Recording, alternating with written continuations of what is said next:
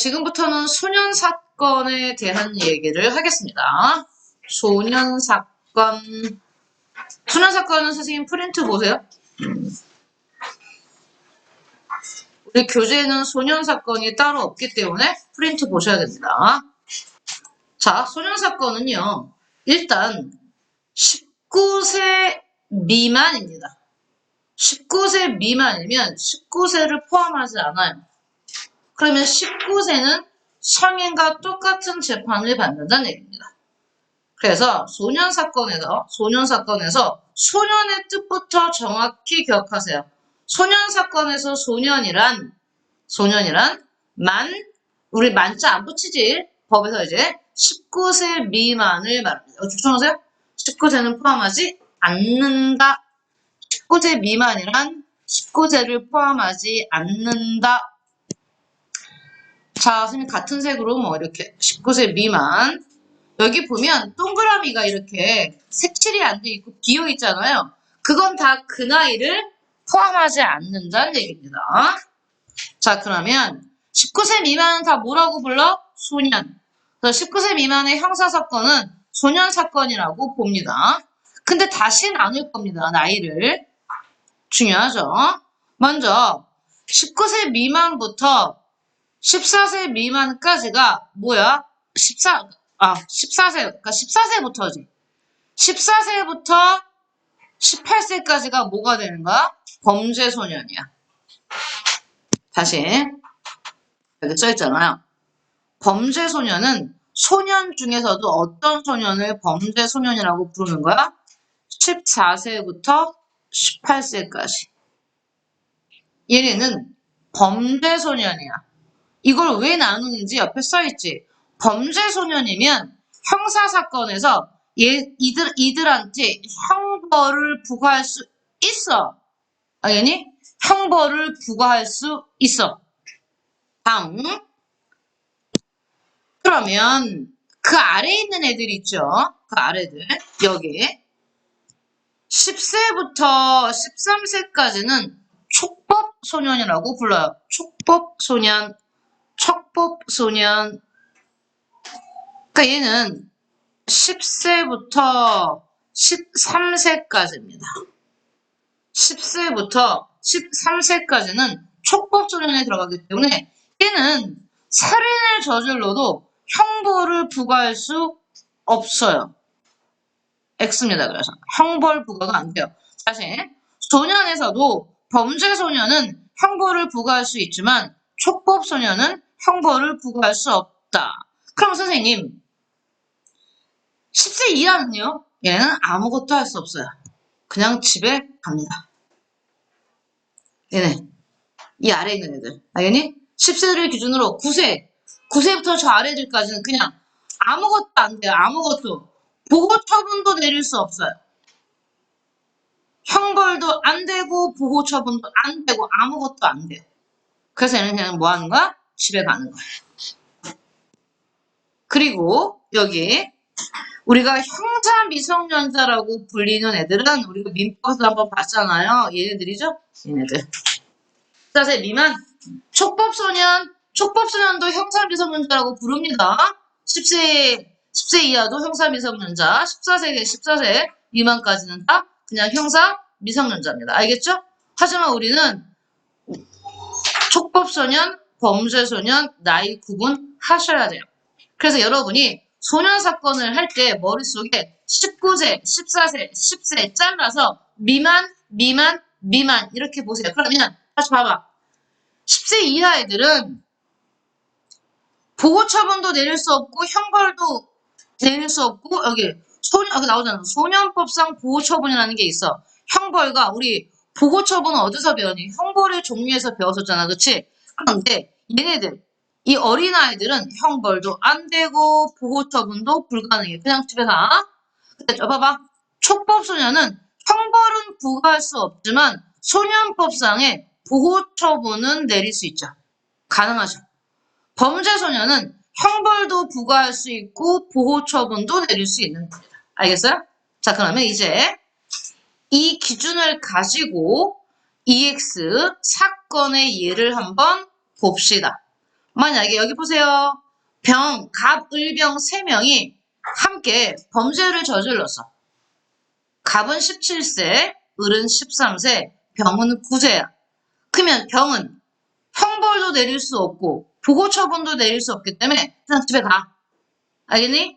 하지만 을은 13세니까 촉법소년이지. 형사 미성년자의 촉법소년이지. 갑은 범죄소년이지. 그러면 자 봐. 이 3명을 선생님이 이렇게 묶었어. 얘네가 함께 범죄를 저질렀어. 그러면 어떻게 되느냐 했더니 자 얘네 3명이서 범죄를 오케이 저질렀어. 이런 뜻이야. 범죄를 저지르면 이제 일단은 얘네가 다 경찰서에 잡혀가겠지. 경찰에 출동했어. 경찰서에 갑니다.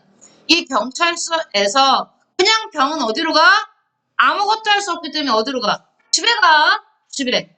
셋이서 한 사람을 죽였다고 치자. 강력범죄로 가보자. 그러면 하지만 그럼에도 불구하고 병은 집에 갑니다. 아무것도 할 수 없기 때문에. 그런데 을은 촉법소년이죠.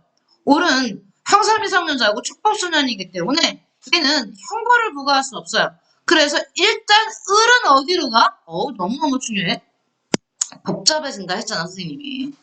소년 사건으로 오면 을은 어디로 가? 소년부로 가. 소년부. 셋 다 똑같이 처음에는 경찰서에 왔지만 병은 아무것도 할 수 없으니 집으로, 을은 소년부로. 그러면 이제 형벌도 부과할 수 있는 범죄 소년인 갑은 검사에게 갈 수 있어요. 검사에게 갑니다. 즉 갑, 을, 병, 소년 셋이 있지만 그 중에서 검사 앞으로 가는 건 누굽니까? 갑이죠. 갑. 그러면 검사는 경찰서에서 갑을 송치받았겠죠. 그러면 검사는 그 전에 어떤 결정을, 이 갑에 대한 어떤 결정을 내리기 전에 반드시 무엇을 거쳐야 하냐면, 여기 나왔죠? 결정 전 조사제도라는 걸 일단 거칩니다. 얘가 어떤 애인지, 이 갑이라는 애가 어떤 애인지 검사는 결정 전에 조사를 해야 돼요. 그러면 다시 검사가 내릴 수 있는 결정은 3가지가 있습니다. 검사가 내릴 수 있는 결정들 한번 볼까요? 사건이 심각해. 그러면 검사는 첫 번째 결정을 내릴 수 있습니다. 그건 형사사건으로 가는 겁니다. 그냥. 일반 형사사건. 근데 얘는 형벌을 내릴 수 있대잖아. 범죄소년이기 때문에. 그러면 검사는 기소하죠. 근데 기소를 하면 말 그대로 성인과 마찬가지로 형사부로 가요. 형사재판 받는다는 얘기입니다. 형사재판 받아서 법원이 판결하면 형벌을 부과하지만 자 이건 똑같지. 얘들아 성인과 똑같이 형사사건 가면 하지만 판결받아서 가는 곳은 어디야? 얘가 소년이기 때문에 성인교도소로 가지 않아요. 어디로 가요? 소년교도소로 갑니다. 실형받았을 때. 소년교도소 따로 할 겁니다. 어떤 데인지. 소년교도소. 소년들만 모아놓은 곳이죠. 성인들과 함께 두지 않는 곳이죠. 그게 소년교도소입니다. 자, 검사는 두 번째로 뭘 할 수 있냐면 자, 이제 기소를 하지 않아. 그러면 이렇게 할 수 있지. 야, 너 초범이고 우발적인 게 너무 많았으니 내가 조건을 걸게. 넌 앞으로 이렇게 해야 돼. 선도 조건으로 뭘 때릴 수 있다? 두 번째, 기소유예를 때릴 수 있다. 기소하지 않고 기소유예를 때리고.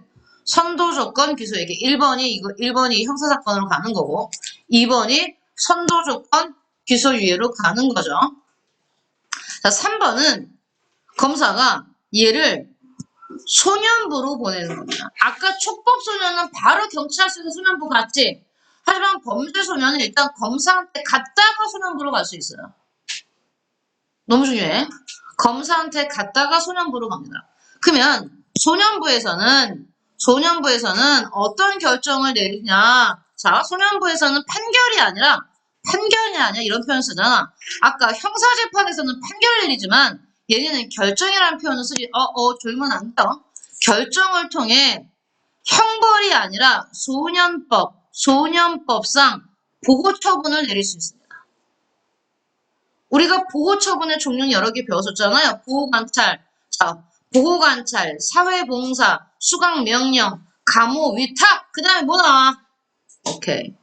소년원에 보낼 수 있어요.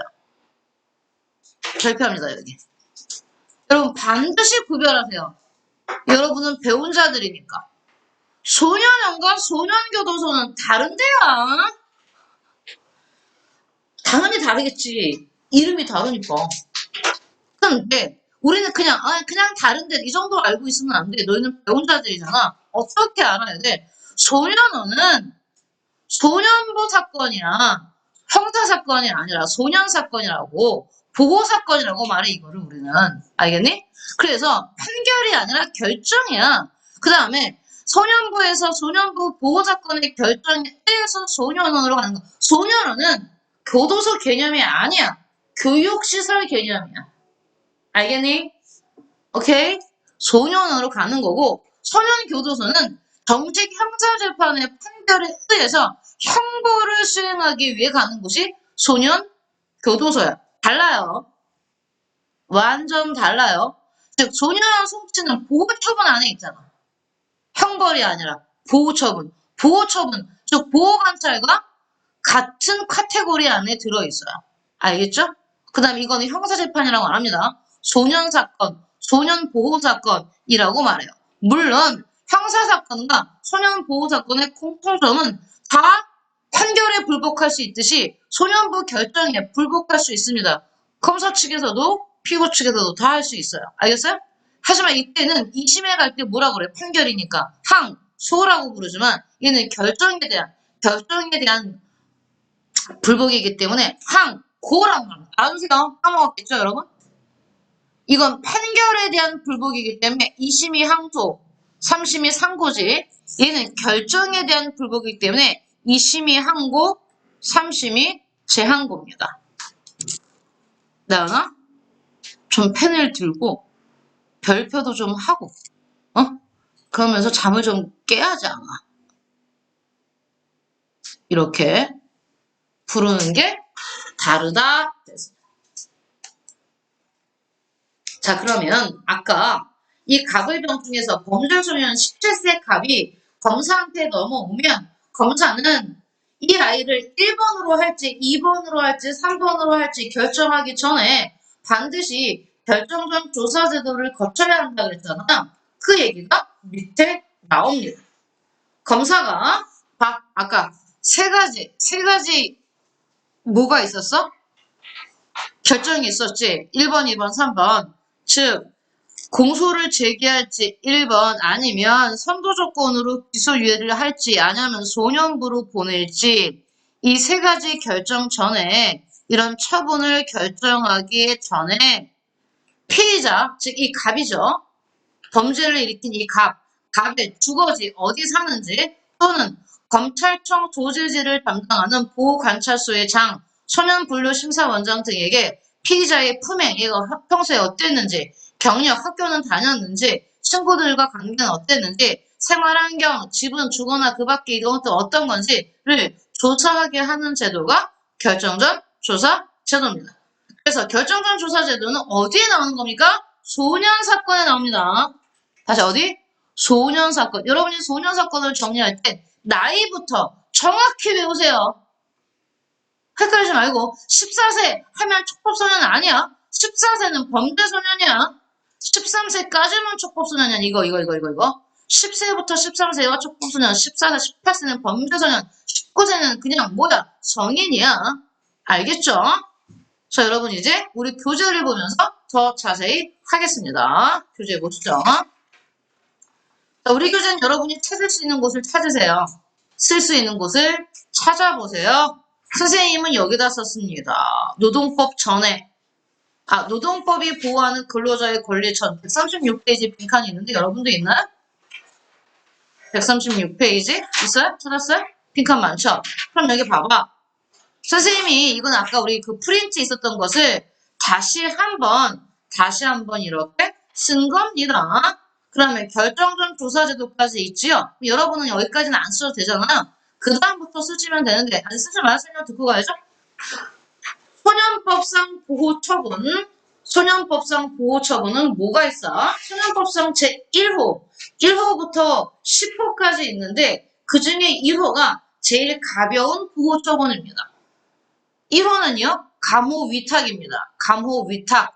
보호자와 보호자를 대신하여 소년을 보호할 수 있는 자에게 소년을 위탁하는 거야.